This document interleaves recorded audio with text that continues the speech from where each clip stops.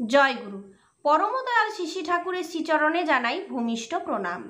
আপনাদের প্রতি প্রত্যেককে জানাই রানন্দিত জয় গুরু। আজ ইষ্ট প্রসঙ্গে বিশেষ কিছু কথা আমরা আলোচনা করব, যেটা নিয়ে আমি এসেছি আপনাদের কাছে। আগের দিন ভিডিও আপলোড করা হয়নি, আগের দিন ইষ্ট প্রসঙ্গ করতে পারিনি, তার একটা বিশেষ কারণ আছে যেটা আমি আপনাদের এক্ষুনি শোনাবো। কেন কাল ইষ্ট প্রসঙ্গ করতে পারিনি? ইষ্ট প্রসঙ্গ হয়েছে, বাড়িতে হয়েছে, কিন্তু আপনাদের সাথে শেয়ার করা হয়নি আর আলোচনাটা আপলোড হয়নি। কিন্তু ঠাকুরের কাজেই কাল সারা দিন ব্যস্ত ছিলাম। কাল একটা খুব ভালো দিন ছিল, যে দিনটার জন্য আমরা প্রত্যেকে ওয়েট করেছিলাম। তো পরমদয়ালের যে স্বপ্ন পূরণ হবার কথা আমি আপনাদের ইষ্ট প্রসঙ্গে বারবার বলি, সত্যিই তাই, সে চাপ আবার এসে পড়ল আমার মাথাতে। কেমনভাবে দেখুন, কাল ছিল 28 তারিখ। তো আমার যে বাবার বাড়ি, সেই বাবার বাড়ির উপযোজনা কেন্দ্র, পূজনীয় অবিন্দার আশীর্বাদে সেইখানে উপযোজনা কেন্দ্র হয়েছে। আর মানুষজন সুন্দরভাবে একদম শান্তিতে স্বস্তিতে আমার বাবার কাছে ইষ্টভীতি জমা দেয়। আর আমার বাবা সেই ইষ্টভীতি ঠাকুরের কাছে মানে দেওঘরে পাঠানোর ব্যবস্থা করেন। নিজে যান না, কিন্তু কর্মীর মাধ্যমে পাঠানোর ব্যবস্থা করেন। আর এমন জায়গায় উপযোজনা কেন্দ্র, মানে আমার বাবার বাড়ি, যেখানে প্রত্যেকটা মানুষ আসতে পারবে, মানে আসাটা খুব সহজ। দেখুন, এমন এমন গুরু ভাইয়ের বাড়ি আছে খুব দূরে, মানুষের যেতে কষ্ট হয়। যারা ফোনের কাজ জানেন না, যারা হিসাব নিকাশ জানেন না, তারা শুধু হয়তো মুখে বলে। আমি যদি তাকে জিজ্ঞাসা করা হয় যে আপনি কত ইষ্টভীতি করেন, তখন হয়তো তারা মুখে বলে দিতে পারবে যে আমি প্রত্যেক দিন ঠাকুরের কাছে 50 পয়সা কিংবা 1 টাকা করে ইষ্টভীতি নিবেদন করি। আর কত হচ্ছে তাহলে দাদা তুমি বলে দাও, এইভাবে আমার বাবাকে বলে, দাদা তুমি এই বলে দাও। তো হিসেব নিকাশও সেই মানুষগুলো ঠিকঠাক করে জানে না, কিন্তু ওই মানুষগুলো এসে তারপর আমাদের বাড়িতে ইষ্টভীতি হিসেব নিকেশ করে একদম ফর্ম ফিল আপ করে দেয় বাবা সুন্দরভাবে। আর এরকমভাবে ইষ্টভীতি ঠাকুরের কাছে এভাবে ইষ্টভীতি পৌঁছে যায়। তাহলে দেখুন, এইভাবে ইষ্টভীতি পৌঁছে যায়। তো কালকে 28 তারিখ ছিল, হঠাৎ করে পূজনীয় অবিন্দা পাঠালেন এক দল মানুষকে। কিসের জন্য? ডিপি ওয়ার্কসের কাজে। আর আমাদের বাড়িতে প্রত্যেকে এসেছেন এবং তারা সুন্দরভাবে ঠাকুরের কথা বললেন, মানুষকে জাগালেন। তো কাল ছিল আমাদের বাড়িতে, মানে আমার বাবার বাড়িতে 11টা থেকে সৎসঙ্গ, ভান্ডারা প্রসাদ বিতরণ, তারপরে কর্মী বৈঠক। দাদারা এলেন 2টোর সময়, 2টো থেকে 4টা, 2 ঘন্টা ব্যাপী চলল পরমদয়াল শিশি ঠাকুরের আলোচনা, সাথে বর্তমান আচার্যদেবের কিছু নির্দেশ, যেগুলো আমাদের প্রত্যেককে পালন করে চলতে হবে। প্রথমে তাদের যে বক্তব্য সেগুলো একে একে আলোচনা করি, আপনারাও শুনুন। প্রথমেই বললেন, আমাদের বাড়িতে ঠাকুরকে খুব সুন্দরভাবে সাজানো হয়েছিল। একদল মানুষকে কাল আমাদের বাড়িতে বসতে দেবার জায়গা পর্যন্ত হয়নি, এমন অবস্থা। খুব বড় জায়গা নয়, সংকীর্ণ জায়গার মধ্যে এত এত মানুষ, সবাই এসেছে, ঠাকুর বাড়ি থেকে মানুষ এসছে। তারা কি বার্তা নিয়ে এসছে, তারা আমাদের কি বলবে? প্রচুর মানুষ। তো সেখানে কোনো রকমভাবে কেউ বসে, কেউ দাঁড়িয়ে, সকলেই মুখের দিকে তাকিয়ে আছেন দাদাদের। প্রথমেই তারা বললেন যে কে এখানে হারমোনিয়াম বাজিয়ে গান করতে পারবে, কে এখানে হারমোনিয়াম বাজিয়ে 2 বেলা প্রার্থনা করতে পারবে। যারা ছিলেন তাদের বেশিরভাগটাই হারমোনিয়াম বাড়িতে আছে, কিন্তু প্লে করতে জানে না। নিজেদের চেষ্টার অভাবে এটা হয়। যেমন আমার চেষ্টার অভাবে আমি হারমোনিয়াম শিখতে পারিনি। আমার ছেলে জানে, কিন্তু আমি পারিনি। তার জন্য আমাকে বললেন যে আপনার ইষ্টপ্রসঙ্গ চ্যানেল আছে না? আমি বললাম হ্যাঁ।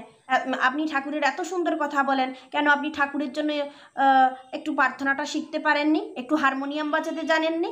আপনার ছেলে তো হারমোনিয়াম জানে, তাহলে আপনার ছেলে যেহেতু হারমোনিয়াম জানে, আপনি আপনার ছেলের কাছ থেকে শিখবেন। কিন্তু আমি প্রার্থনা জানি, হারমোনিয়াম বাজাতে জানি না, যার জন্য দাদারা আমাকে বকলেন। তারপর আরও একটা কথা বললেন, উপযোজনা কেন্দ্রগুলো যে চলছে, উপযোজনা কেন্দ্রগুলো তে একজন এমন মানুষ থাকবে তারা 2 বেলা হারমোনিয়াম বাজিয়ে যেন প্রার্থনা, জয়রাধে এসব পুরোটা করতে পারে। তাহলে একজনকে উপযোজনা কেন্দ্রে এমনভাবে থাকতে হবে সে যেন হারমোনিয়াম বাজিয়ে প্রার্থনাটা করতে পারে। যেমন আমার বাড়িতে, আমার বাবার বাড়িতে আমার বাবা ও মা থাকেন, কিন্তু তারা প্রার্থনা করেন, হারমোনিয়াম বাজাতে জানেন না, তাদের বাড়িতে হারমোনিয়াম নেই।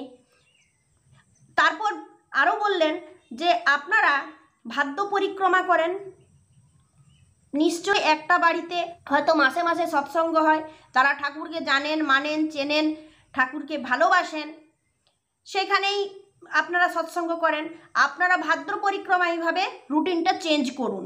আপনারা সৎসঙ্গ সবাইকে নিয়ে যান করতে, যে সমস্ত জায়গায় ঠাকুরকে জানেন কিন্তু সেখানে কোনো দিন সৎসঙ্গ হয়নি, সেইখানে গিয়ে ঠাকুরকে ভালোবাসুন। সেখানে গিয়ে যেখানে যেখানে সৎসঙ্গ কোনো দিন হয়নি সেই সমস্ত জায়গায় যান, মানুষকে বলুন যে আমাদের জন্য শুধু বাতাসার ব্যবস্থা করো।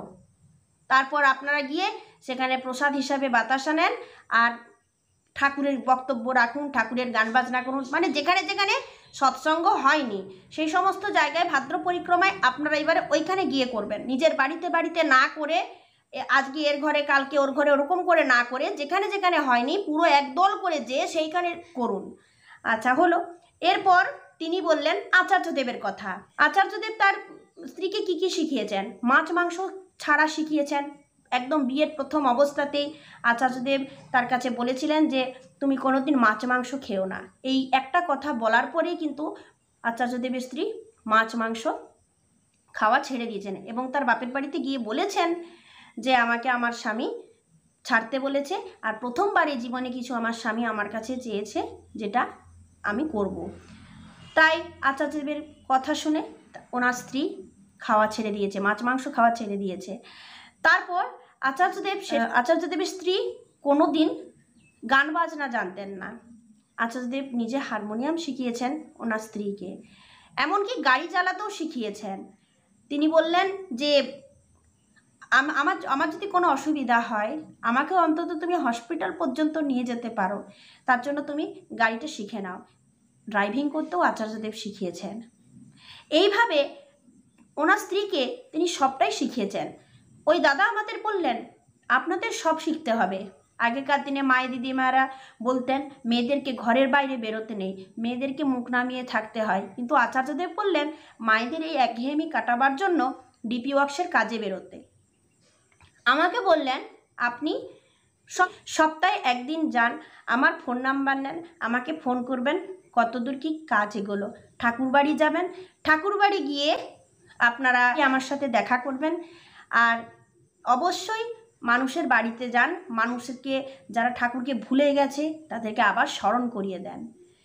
এইভাবে আমাদেরকে বললেন, আমাকেও বললেন, আমাকে বিশেষভাবে দায়িত্ব দিয়ে গেলেন ডিপি ওয়ার্কস করবার জন্য, এবং তিনি এটাও চাপ দিয়ে গেলেন যে আমাকে ফোন করবে কতটা কি কাজ এগোলো, কোন দিন কোন কাজটা করছো আমাকে জানাবে। দাদার নাম হচ্ছে অর্ণব মাইতি। কালকে সুন্দরভাবে ঠাকুরের আলাপ আলোচনা হলো। আচার্যদেবের মানে যে সমস্ত কথা তিনি সব কথাগুলোই এই কম সময়ের মধ্যে বলার চেষ্টা করলেন। অনেকেই শুনছেন না, অনেকেই অন্যমনস্ক হয়ে যাচ্ছেন, কেউ আর পিছনে বসে ঘুমিয়ে যাচ্ছেন। এইরকমভাবে এত মানুষ তো এইসব চলতে রইল। কালকে আমি বিভিন্ন অবস্থার কথাই আপনাদের সাথে শেয়ার করছি। ভান্ডারার প্রসাদ খিচুড়ি হয়েছিল বাড়িতে, সবাইকে খিচুড়ি দেওয়া হলো। তো কালকের দিনটা খুব সুন্দর ছিল। এত আয়োজন, এত সুন্দরভাবে কথাবার্তা। যখন দাদারা প্রথম এলেন, দাদাদের জন্য যে খাওয়ার ব্যবস্থা করা হয়েছিল, দাদারা বললেন না, আগে কথা আগে কাজ, আমরা যাওয়ার সময় নিয়ে চলে যাব। তো দাদাদের জন্য যে সমস্ত অল্প খাবার আনা হয়েছিল দাদারা নিয়ে চলে গেলেন, আর আমাদেরকে সুন্দরভাবে কাজ করতে বলে গেলেন, গান শিখতে বলে গেলেন, হারমোনিয়াম দুবেলা চালিয়ে প্রার্থনা করতে বলে গেলেন। দুবেলা যেমন প্রার্থনা অতি অবশ্যই হয় প্রত্যেকের বাড়িতে, এইভাবে আমাদেরকে চলতে হবে। ঠাকুরবাড়ি যাবার কথা বললেন, আমাদেরই প্রত্যেককে ঠাকুরবাড়ি নিয়ে যেতে হবে। যারা আমরা ঠাকুরকে জানি, অনেকের টাকা পয়সা আছে কিন্তু ঠাকুরবাড়ি যেতে পারছেন না, অথচ তাদের ইচ্ছা আছে সেই সমস্ত মানুষের কাছে গিয়ে মানুষকে একসাথে নিয়ে ঠাকুরবাড়ি যাওয়া। এই কাজগুলো আমাদের প্রত্যেককে করতে হবে। আমরা একা একা থাকতে চাই, ঠাকুরকে নিয়ে কখনো একা একা থাকা যায় না। ঠাকুরকে নিয়ে সবাইকে নিয়ে একসাথে চলতে হয়। তো ডিপি ওয়ার্কসের কাজ সম্পর্কে বুঝিয়ে দিয়ে গেলেন। যে কর্মী দাদারা ছিলেন 7-8 জন, তাদেরকে ভালোভাবে আরও তাদেরকে আরও উৎসাহ দিলেন কাজ করতে যাওয়ার জন্য, এগিয়ে দিয়ে তাদের কিছু ভুল সংশোধন করলেন। আমার কিছু ভুল আমাকেও সংশোধন করলেন, কি করতে হবে। ঠাকুরের ফটো একটা ফটো একটু বড় সাইজে ছিল, আমাকেও বললেন যে এই ফটো এইভাবে রাখা চলবে না, এমন ফটো রাখা উচিত যাতে ভক্তি আসে। এরকমভাবে অনেক ভুল ছিল, সেগুলো সংশোধন এবং কি করতে হবে কি করতে নেই এই সম্পর্কে বেশ কিছু কথা বলে গেলেন। তাহলে ডিপি ওয়ার্কসের কাজের দায়িত্ব আমাদের তো আছেই, কাল আমার উপর আবার বিশেষভাবে চাপ পড়লো। তো এইভাবেই আচার্যদেব ওনার স্ত্রীকে সব কিছু শিখিয়েছেন।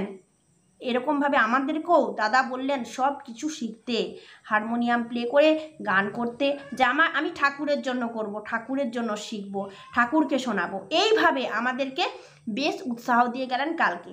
এইগুলো আপনাদের সাথে আলোচনার ছিল। আমি চেয়েছিলাম যে একটু ক্যামেরা করে দেখাতে, কিন্তু দাদারা অনুমতি দিলেন না, বললেন এগুলো ক্যামেরা করা চলে না, আপনি শুনে নেন এবং অপরকে জানাবেন, এটা করতে পারেন। তার জন্য আমি আপনাদের ভিডিও সহকারে এটা দিতে পারলাম না, আমি দুঃখিত।